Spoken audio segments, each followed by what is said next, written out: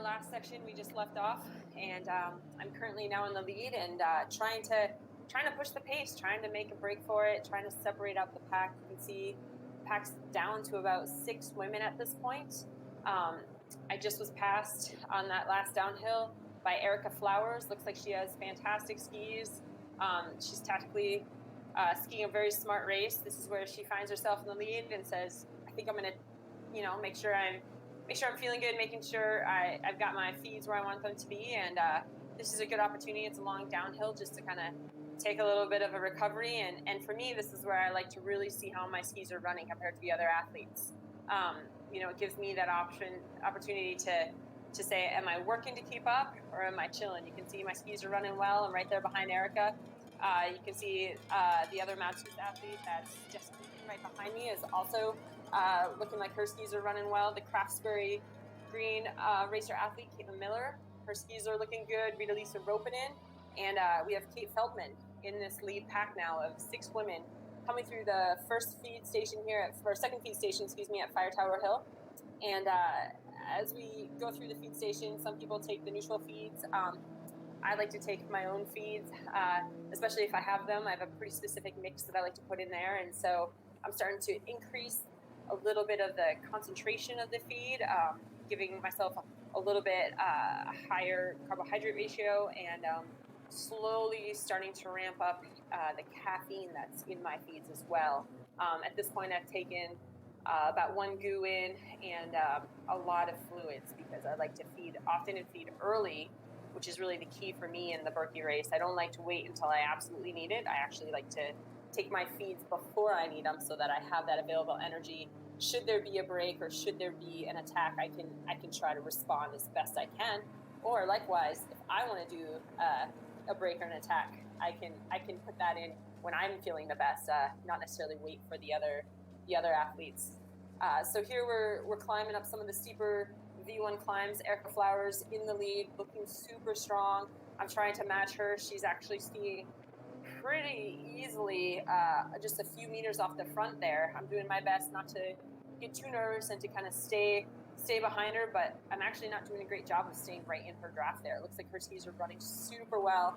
I'm kind of trying to put in a few extra pushes over the top of the hill, and you can see Rita Lisa right there. She's a very seasoned skier, especially in some big event races like the Olympics, World Championships, and of course the World Cup. And she knows that I'm the one that she wants to mark for this event, knowing the course, knowing the trails so well. So she's going to make sure that I'm in her sights at all times. And so sitting behind me seems to be what her goal is going to be.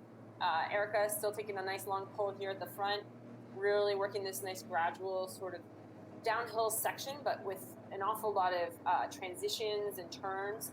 You can see some of the second pack just off us behind, trying their best to kind of pull us back in and see if they can regain contact with that group. Because again, in a race like this, a mass start race, just having that little bit of separation, it's really hard to close in once you get that pack moving and drafting off each other. You can see this next group of ladies back there. We're starting to hit some bigger climbs now, a little bit longer sustained climbs. You can see Erica here maybe taking the pace down a little bit on the uphills, but kind of forcing the pace on the gradual downs and flats, which is a really good tactical way to approach it. You don't want to burn all of your energy on the ups. You want to be very consistent, and you want to stay well within your range of heart rate so that you can be strong throughout the race. You don't want to necessarily tap out into your highest levels at the top of every hill at this point in the race. All right, so here we go. We got another long downhill. Rita now has moved into second. She's sort of marking Erica, maybe noticing that there's been a little bit of a gap between Erica and I. Erica sees this opportunity. She's been at the front for a while. She's kind of looking around, seeing what the pack looks like, and deciding to take a drink. Always a great tactic if you're looking to say, hey, I've been at the front, don't really want to be at the front anymore. I think I'll take a drink, and that kind of lets other athletes know, I guess it's my turn to pull. So Rita's to the front. She puts in a big surge, as you can see, over the top of the hill. That's a really good tactic, just to see if you can have any sort of separation, any sort of break. The goal is, honestly, to see if you potentially create enough of a gap that the other athletes say, I'm awfully tired. I don't think I want to even try to close that gap. It looks like, though, in this pack that people are still feeling strong. We're all there. Here come the girls from the second pack. They've actually closed in on us a bit.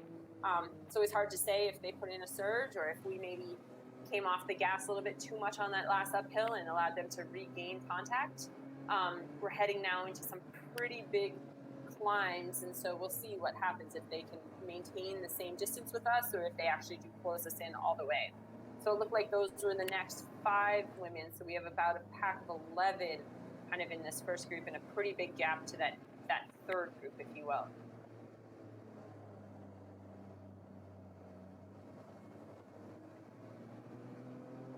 So the snowmobile, as you can see here, is now behind us, and it's actually a pretty tricky balance between trying to record the entire race, but on a twisty, turny course like this, also trying to not impede the race, not get in the way of any skiers or any brakes, or not be in the best line. And so the snowmobile has to do a pretty good job of navigating where we're going to be and where we're going to go at all times. So you can see that pack now is closed in on us and actually regrouped up. And so now as we're climbing, you can see the climbers in the group, that'd be Rita, myself, and Jess Eaton, kind of looking strong at the front, looking like we're feeling comfortable, putting in a big push. Rita bringing out her V2, showing that she's very strong. She's an extremely successful 10K athlete. She's really, really excelled in the 10K skate disciplines in all levels of the sport.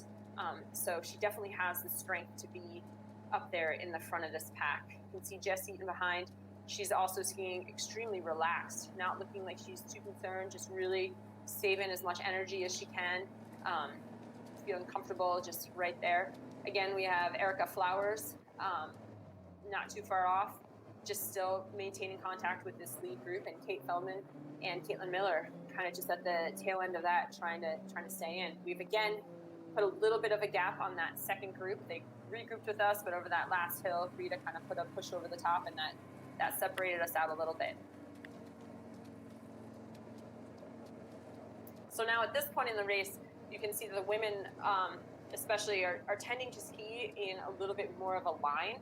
Towards the front of the race, maybe back at the end of the power lines, we were sometimes in groups of like 2 in a line, and now it's really become apparent that the best place to be is right behind someone for the drafting purposes, for the best line and the least amount of work that you would be doing. You don't want to be going around a turn on the outside and, putting in any extra effort than you have as you have to.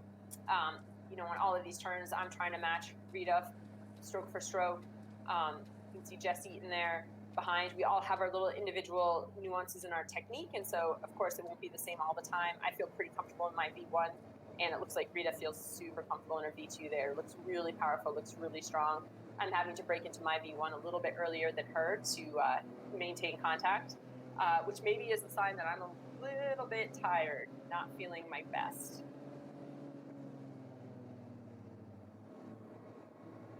All right, you can see we still got that lead pack together, and that next group just trying to hold on, just trying to maintain contact. It's becoming a little bit of what's known as a slinky in mass start races, which is a really hard place to be, because just when you think you've caught back up to that lead pack and you've gotten in the draft, all of a sudden there's another surge or there's another hill or something that just drops you off again. And so you're sort of doing what we call that slinky effect, where you're pulling in, getting kind of separated again off the back, getting pulled in, getting separated off the back. It's a very hard place to be, a very hard place to race.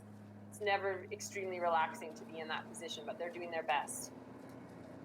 Again, Rita with her very strong, very efficient V2, and myself having to pull out my V1, my favorite. I'm cutting those corners as close as possible, trying to ski the least amount of distance I can for the remainder of this race. It's a tricky balance because you don't want to get too close to the edge and find yourself in the soft snow, but they do a fantastic job of grooming, and so you've got consistent, firm tracks the whole way. Now I've pulled over to the far right as we're looking at, but my far left, I think, again, trying to reduce the amount of distance I'm training. Maybe Rita moved over for people to pass, or maybe she moved over for some different snow. Looks like here we're hitting one of the biggest hills on the course. I'm in 3rd place right now. Jess Eaton has moved up right behind Rita. She's looking extremely strong, matching her stride for stride. I'm starting to actually look like I'm feeling good, but I can tell you that this is a hot pace right here. Rita's going up, and she's definitely starting to push. You can see a little bit of a gap happening between Jess Eaton and myself, and I'm trying my best to stay up there and trying to fight for that spot. This is a section of trail where we start to see consecutive hills, where we have a hill, a little bit of a false flat, and then another hill again. And so that's definitely an area where you'll see some separation between the group. I'm starting to feel like I can't match this pace. So you can see I'll just slightly move over, feeling like Erica's right behind me and thinking that, you know, potentially I'm losing contact with those top two girls and potentially Erica will be able to hang with them. You can see me in the background there. I have my head down. I'm not really looking at where those girls are. I'm just thinking I have to get to the top of this hill. Erica's now past me, but she has a little bit of a gap to Rita and to Jess. And here, Jess gets to the top of the hill, says, I'm feeling quite good. She looks back, says we have a gap. Looks back, looks over at Rita to see how Rita's doing.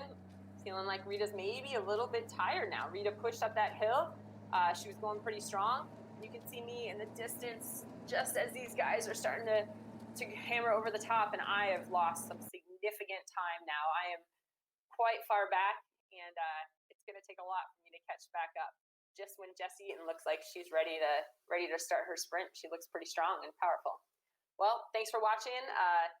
Hopefully you'll tune in next time to see what happens here. It's still anyone's race. We've got lots of Ks to travel, and there's a lot of things that happen between now and then. And hope to see you next time. And thanks again for tuning in.